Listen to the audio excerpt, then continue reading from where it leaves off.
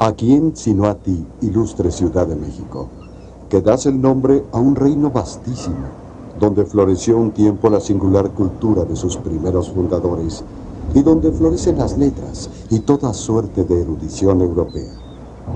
Recibe entonces de buen grado mis votos y deseos y acoge benigna este pequeño opúsculo que te ofrece quien protesta de ser de la patria común. Pedro José Márquez. Fue precisamente el opúsculo escrito por el padre Márquez, Dos monumentos de arquitectura mexicana, el primer estudio publicado sobre el Tajín, aunque consagrado solo a la pirámide de los Nichos, puesto que nunca advirtió que se trataba de una compleja ciudad arqueológica del norte de Veracruz.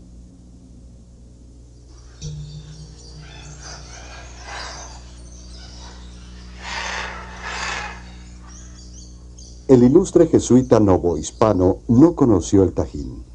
Su trabajo se desarrolló en Italia, teniendo en mano solo un ejemplar de la Gaceta de México, donde se le atribuye a Diego Ruiz, cabo de la Ronda del Tabaco, el descubrimiento casual de la pirámide de los Nichos o monumento de Papantla, como darían llamarlo el propio Márquez.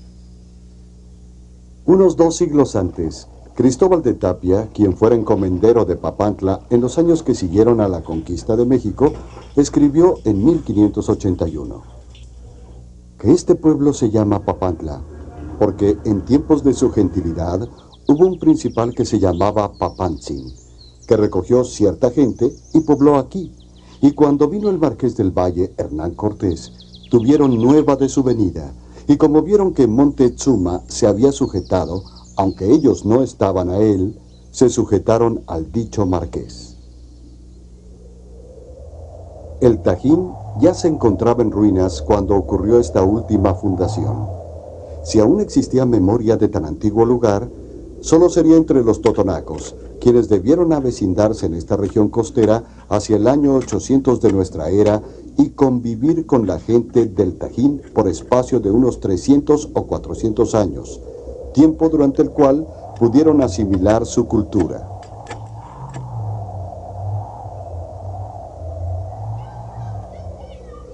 El arribo de este último grupo procedente de la Sierra Norte de Puebla, distinto al que habitó originalmente el Tajín, coincidió con el aumento de la actividad guerrera en la región y su presencia debió sumarse a las causas que determinaron una suerte de colapso cultural hacia el año 1100 o 1200. De hecho, los más tardíos relieves del edificio de las columnas conmemoran las victorias del Tajín en territorios sembrados con magueyes y por lo tanto distantes del mar.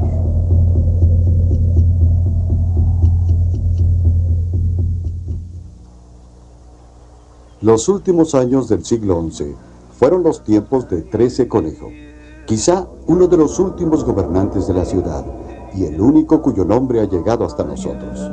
Sus éxitos militares, aunque parecen haber sido numerosos, no lograron evitar el colapso final de su cultura y el abandono de la que fuera la ciudad más culta de la costa norte del Golfo de México. Justo antes de ser abandonado, el Tajín debía contar con extensas zonas habitacionales distribuidas a los lados de 2 arroyos que convergen en la parte más baja del asentamiento y que enmarcaban el corazón político y religioso de la ciudad. Los edificios, hoy desnudos de color, se hallarían pintados con diferentes tonos de azul, rojo, verde y amarillo. Así que es posible imaginar su acentuado contraste con el verde intenso del bosque tropical. En los techos de los mismos prevalecerían los materiales perecederos, maderas y enramados cubiertos por aplanados de cal. A partir del siglo IX, se inició la búsqueda de soluciones constructivas novedosas que permitieran techar espacios más amplios a través de colados de cal y arena soportados por columnas de piedra o de mampostería. Solución que, siendo única en Mesoamérica, permitió cambios significativos en el manejo de los espacios arquitectónicos de la parte alta del asentamiento, hoy conocida como el Tajín Chico, y abandonada, como el resto de la ciudad, a más tardar en el año 1200 después de Cristo. A partir del siglo VI y hasta el momento mismo de su abandono, pintar y esculpir fueron en cierto modo lo mismo, por lo que hace al manejo del espacio y de la figura. Tanto la pintura como los relieves en piedra adornaban los muros de los edificios. El enmarcamiento de los motivos principales, en este caso azul, resultaba común al trabajo de pintores y escultores, dentro del cual se alojaron complicados dibujos entrelazados distintivos de la cultura del Tajín. Contrapartida de lo que fueron los nichos y las cornisas voladas para la arquitectura local. En el caso de la pintura mural, el fondo comenzó por ser de color rojo y las imágenes, pintadas en distintos tonos de amarillo, azul y verde, invariablemente fueron remarcadas con un contorno de color más oscuro, que en los bajorrelieves se expresaba con la incisión de una doble línea. Entre los siglos VI y IX, la vida en el Tajín no debió cambiar sustancialmente. La ciudad siguió creciendo y posiblemente se consolidó en lo político, asegurándose un territorio que ya incluiría el curso bajo y medio del río Tecolutla. El trabajo de sus pintores y escultores se multiplicó en distintos sitios de la llanura costera. Sin embargo, los cambios se sucedieron rápidamente a partir del año 800 o 900.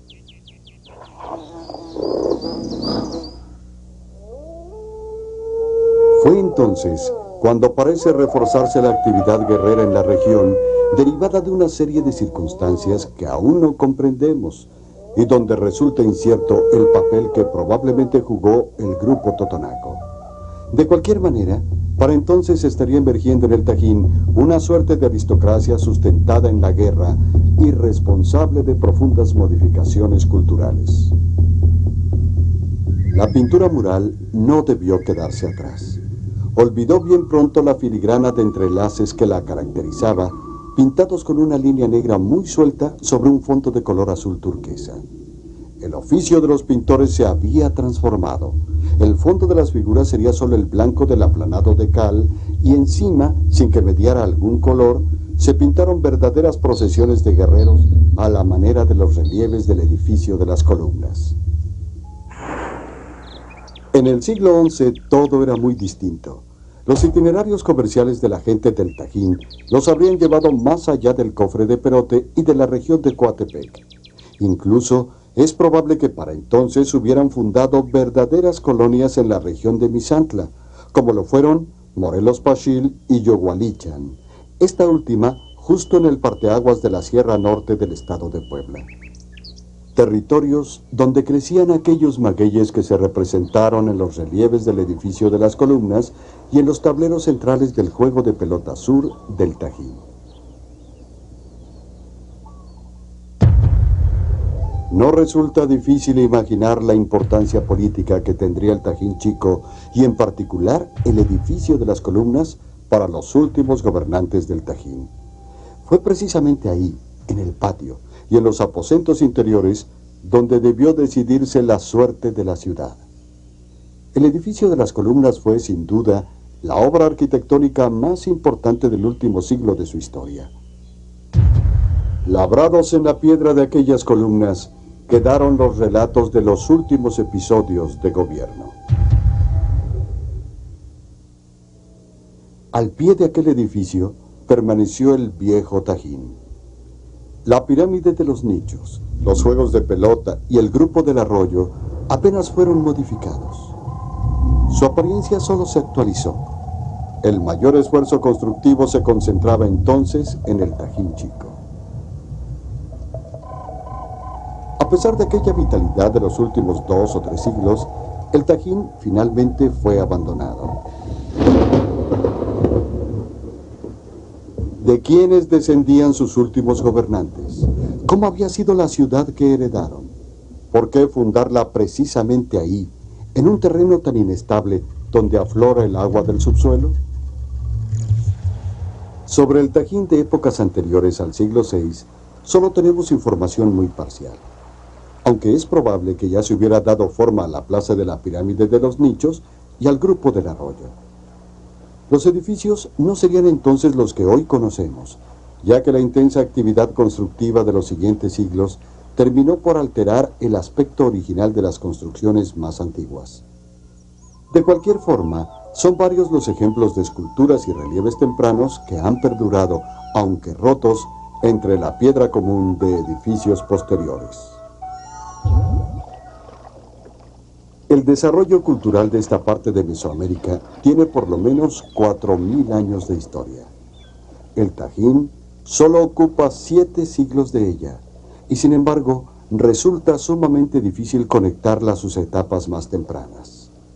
Desconocemos las circunstancias que promovieron el surgimiento de la antigua ciudad y de su compleja cultura, así como tampoco sabemos con exactitud qué determinó su abandono. Hacia el año 1100 o 1200, el Tajín quedó despoblado. Su cultura sobrevivió por algún tiempo en sitios fortificados.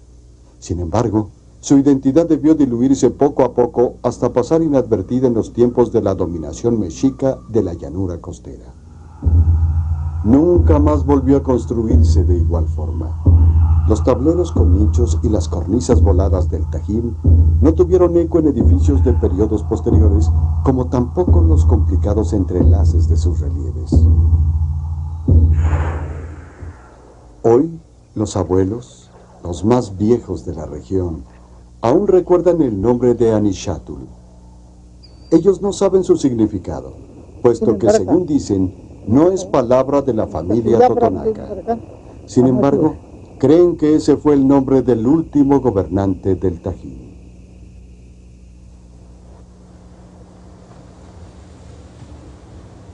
Soy del parecer que este ingenioso trabajo es para ser gustado por los eruditos, por los profesores de las bellas artes, a ventaja de quienes dirige, y no habiendo de relieve cosa alguna repugnante a la católica religión, a las buenas costumbres, ni en contra de los principios, estimo útil que se haga público con la estampa.